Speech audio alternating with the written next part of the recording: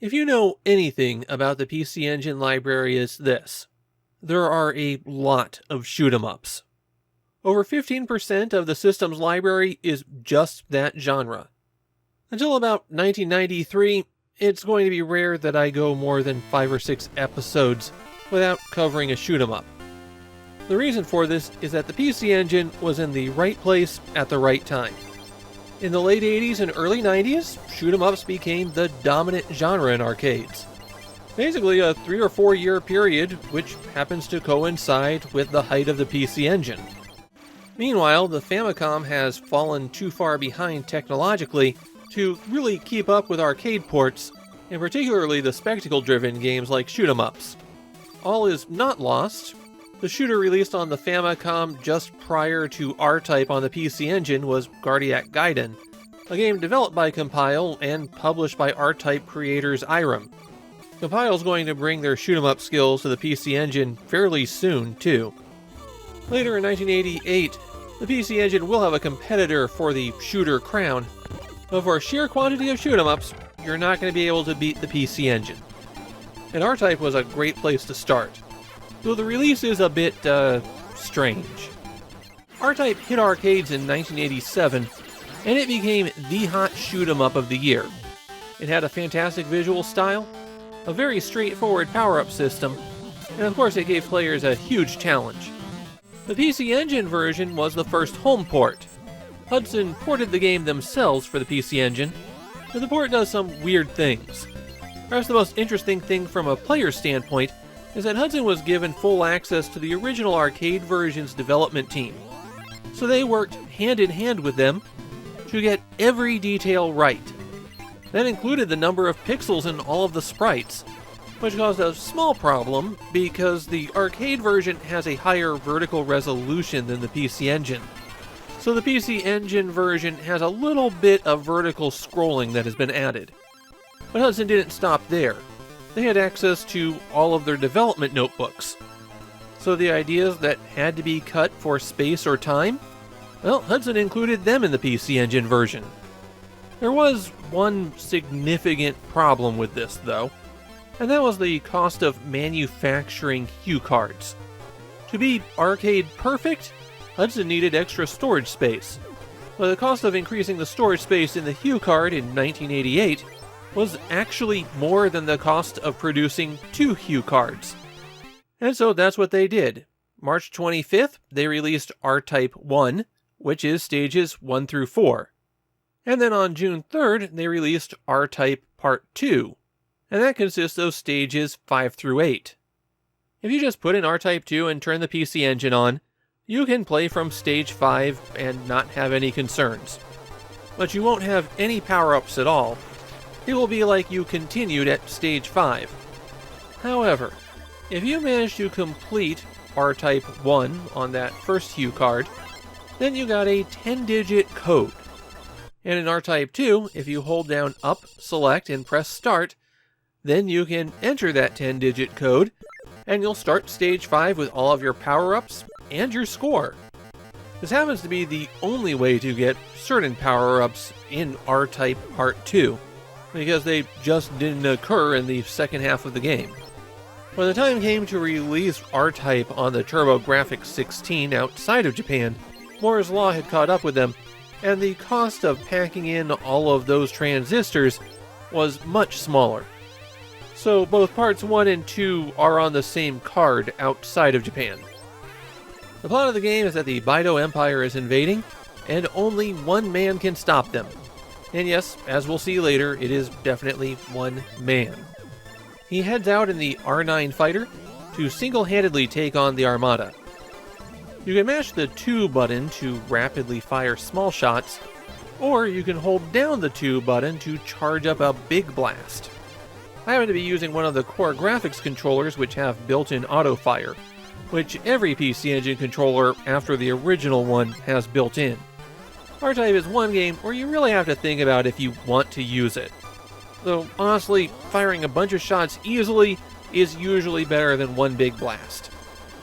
Power-ups are dropped by these round gray pods, and the most important of them are the colored panels, blue, yellow, and red. These are the weapon power-ups, Collecting your first one will bring out a weapons pod, an orb that you can attach to the front or rear of your ship that fires when you do.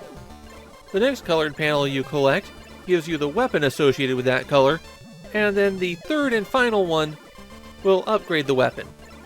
The blue weapon are laser beams that fire diagonally out from your ship. They rebound off walls, but have a slow rate of fire. A good choice when you need to cover a wide area. The yellow weapon are flames that shoot straight up and down, and when they touch a surface, they'll follow along it for a short distance. It's the ultimate vertical weapon, but because of how it follows surfaces, its use winds up being a bit more limited than the other two. Finally, there's the red panel, which gives you a red and blue beam. At level 2 they fire in tandem straight ahead, and at level 3 they fire a big twisting curved shot. If you need to clear a path ahead of you, then the red panel is the one to go with. Besides those weapon abilities, the pod can also be launched independently. Hitting button 1 will make it fly off your ship, and since the pod is invincible, it's useful to shoot it into nasty areas that you don't want to go. After it reaches the edge of the screen, it slowly drifts back to about 1/3 of the way across, and then tries to keep pace with your ship vertically. At higher levels, the detached pod will shoot a spread of beams as well, and what direction those go depends on which weapon you're using. Hit button 1 again when the pod is detached, and it drifts back to you. You can attach it to the front or rear of the ship, and that gives you coverage when there's something nasty behind you. The other useful ability of the pod is that it can block shots for you. Bullets that hit the pod don't hurt you, so it also works a bit like a shield. There's 2 little mini pods that you can get for your ship. These fly above and below you and will add additional shots. For some reason, these wind up being the rarest power-up in the game, and they're only available in Part 1. Missiles add homing shots that supplement your regular attack. Not much damage, but they help clear things out. And then there's the speed power-ups. I don't recommend collecting more than one of them. R-Type is a game that requires some fine control of your ship, and you just don't have that at the higher levels of speed. Naturally, when you're destroyed, you lose all of your power-ups and go back to just the basic ship. R-Type isn't as punishing as a lot of shooters at the time when it comes to building back up. After all, you only need 3 weapon power-ups and 1 speed pickup and you're good to go. But there are places in the game that if you get taken out, you might as well just start over. If you do run out of lives, in Part 1 you're given 3 credits, so you can continue twice.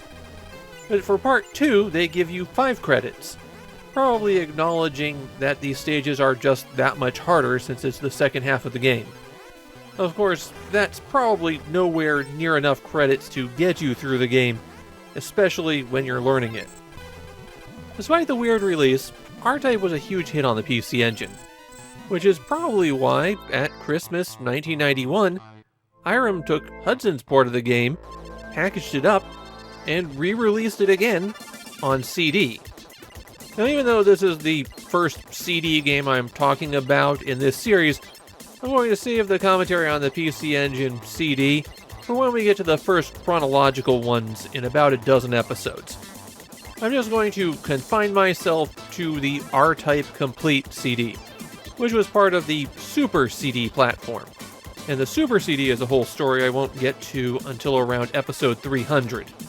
The gameplay is identical on R-Type Complete CD, but there are 2 significant changes to the game. The first is the addition of cutscenes. There's an 8-minute long, fully voiced introduction before you get to play, though you can skip it by pressing start. There are also cutscenes in between some stages, and the story that they've added is not very good. You've got your heroic square-jawed space pilot, and his girlfriend who's also a pilot now, but she winds up getting into trouble during the mission. I can't think that anybody played R-Type and thought, you know, this game really could use a romance subplot. The other big change is the soundtrack. All of the classic arcade tunes have been replaced with remixes in the style that I can only call early 90s adult contemporary. Replacing one of the all-time greatest video game soundtracks with music that wants to be jazz, but just can't quite work up the energy, is more than enough reason to steer clear of the complete CD release. The PC Engine version of R-Type in general is regarded as one of the all-time classics in Japan, and the 2 HuCard release is considered the best one to get.